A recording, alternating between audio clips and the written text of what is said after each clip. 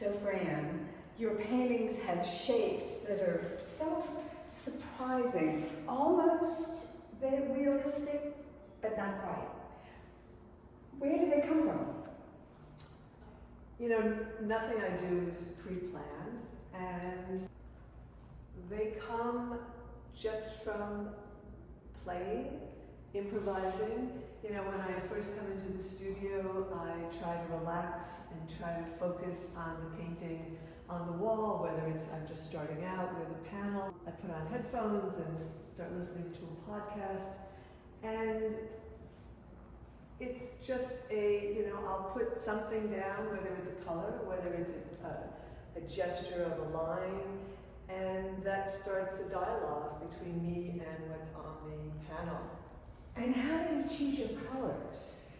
The colors again, What makes you pick a color to start with? I will look at my palette. Sometimes I have color down from a previous painting. I often have 3 paintings or 4 paintings up Oh, I that I'm see. working on. Yeah. And sometimes I'll look and I'll think, well, I don't really want to use that pink again or that blue. Let's see. And I'll look at my palette, or I'll go to my drawers of color of paint. And again, it's very whatever grabs me.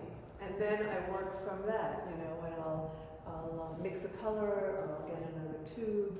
And so there's a lot of color underneath the color that you see. Right. So you're constantly painting over. Absolutely. Right. So it's and you're also taking away. I consider myself a very subtractive painter.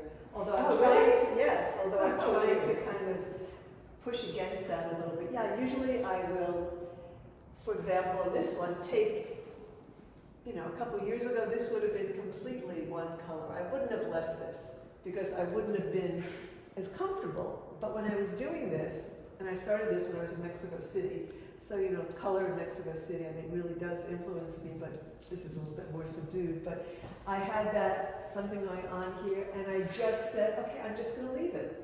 I'm going to stop myself from subtracting it and just leave it and see how I feel. And I ended up feeling like it really worked.